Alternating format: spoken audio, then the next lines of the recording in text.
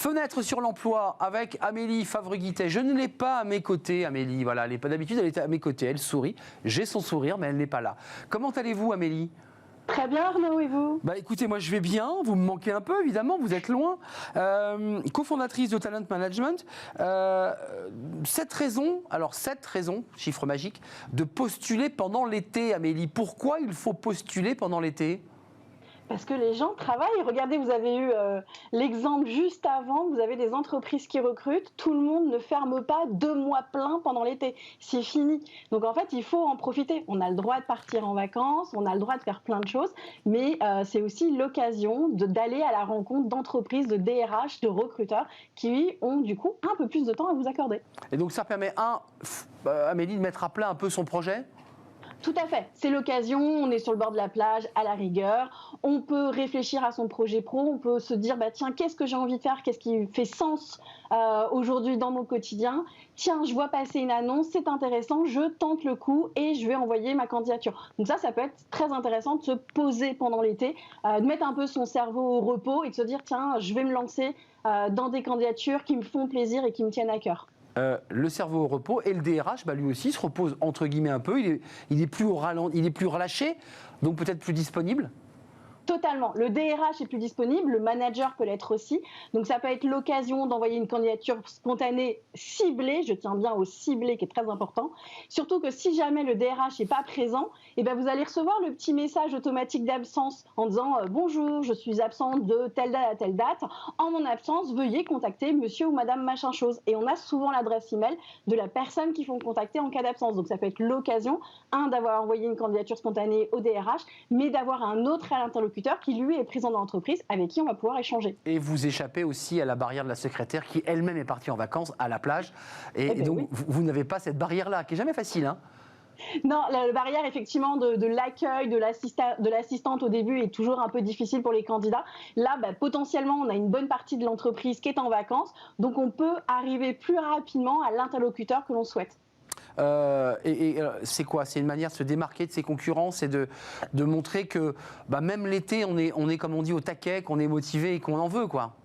Totalement. En fait, on se rend compte surtout que pendant l'été, très peu de personnes osent postuler en se disant non mais c'est bon, les recrutements ils vont pas reprendre, ils vont pas se faire pendant l'été, ils vont attendre la rentrée potentiellement. Alors qu'en fait, moi je le vois dans mon quotidien, j'ai les clients qui m'appellent aujourd'hui en me disant si au contraire on pouvait être au complet dans l'équipe pour le mois de septembre, c'est maintenant que je veux mes collaborateurs. Donc se dire que oui, on peut partir en vacances, mais on peut aussi continuer à postuler parce qu'il y a toujours des DRH qui sont sur le pont. Il y a toujours des entreprises, et encore plus dans le tourisme, qui ont toujours besoin de trouver quelqu'un en urgence pour un remplacement. Donc c'est toujours l'occasion de faire soit un job étudiant, soit de démarrer un CDD ou de signer déjà son CDI, même si on ne le démarre qu'au mois de septembre. On peut très bien signer son contrat pendant l'été. Bien sûr, et puis il faut quand même le dire, on en a beaucoup parlé ensemble, Amélie, et sur ce plateau d'ailleurs, l'onboarding peut aujourd'hui se faire à distance, donc il n'y a plus de problème de se déplacer ou pas. On peut le faire en visio.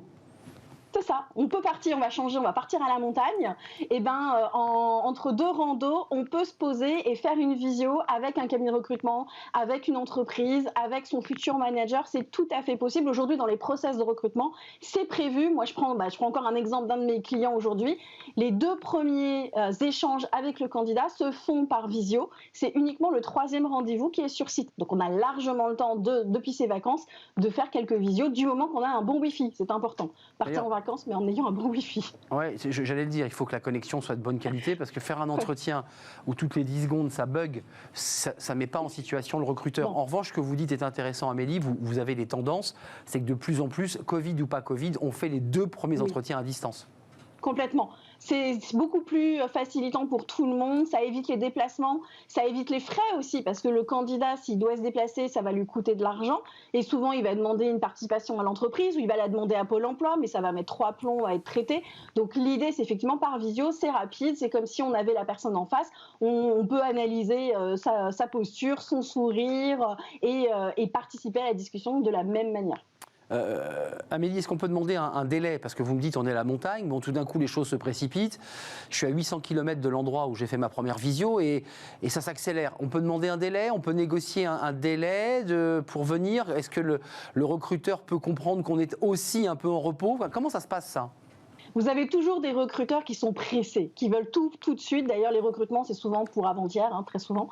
Là, dans l'idée, c'est qu'il faut une transparence totale. Je suis en vacances, je l'explique au recruteur, on peut faire des visios. Maintenant, s'il veut vraiment me rencontrer, je vais lui expliquer quels sont les jours où je reviens. Ou alors, s'il veut que je fasse un aller-retour express pour le rencontrer, potentiellement, il faut qu'il participe aux frais de transport pour que je puisse faire l'aller-retour. Donc, tout peut se dire et tout peut s'entendre. Et il ne faut pas hésiter à en discuter avec les personnes. En plus, si potentiellement on a fait les premiers entretiens en visio, on fait un dernier en présentiel et que ça permet de valider l'embauche, ça veut dire qu'on peut démarrer tout doucement ce qu'on avait appelé le pré-onboarding, c'est-à-dire qu'on peut déjà transmettre des éléments au candidat parce qu'on sait qu'on l'a recruté et que c'est lui qu'on veut, et on va essayer de faire son pré-onboarding en attendant qu'il soit dans les locaux pour son intégration 100%. Et on peut déjà commencer à échanger. Il y a des outils collaboratifs aujourd'hui comme Slack qui permettent d'échanger avec les gens même s'ils ne sont pas en présentiel. Donc ça veut dire qu'on peut tout doucement le présenter aux équipes, le faire parler des projets sans qu'il soit dans les bureaux. Donc ça peut être très pratique. Un tout dernier mot, Amélie, c'est aussi l'été l'occasion de faire à la fois le nettoyage et puis de reprendre contact avec son réseau? Oui, les deux sont très importants, le nettoyage et reprendre contact avec son réseau. Oui, parce que votre réseau, il est aussi au repos, il est aussi peut-être en vacances, il est peut-être encore au travail, tout en fonction s'il part en juillet ou en août. Donc ça peut être un excellent moment pour aller discuter avec lui, savoir ce qu'il devient, savoir un petit peu les tendances de son entreprise, du secteur, du métier, et donc potentiellement d'avoir des informations qui permettent de rebondir, d'être recommandé et d'avoir plus facilement un job. La cooptation et la recommandation sont très importants dans la recherche d'emploi. Merci Amélie Favre-Guittet, c'était un plaisir. Malheureusement, vous n'étiez pas près de moi aujourd'hui. Je vous souhaite de belles vacances. Je ne sais pas si on se reverra, peut-être la semaine prochaine. Il nous reste encore quelques émissions. Peut-être serez-vous en plateau avec nous. Talent management et les conseils avisés toujours d'Amélie Favre-Guittet. C'est toujours un plaisir de l'entendre. À très très bientôt. C'est la fin de notre émission. C'était un plaisir de la partager avec vous, bien entendu, en direct comme chaque jour. Merci à Fanny Griesmer, Pauline Gratel, bien entendu.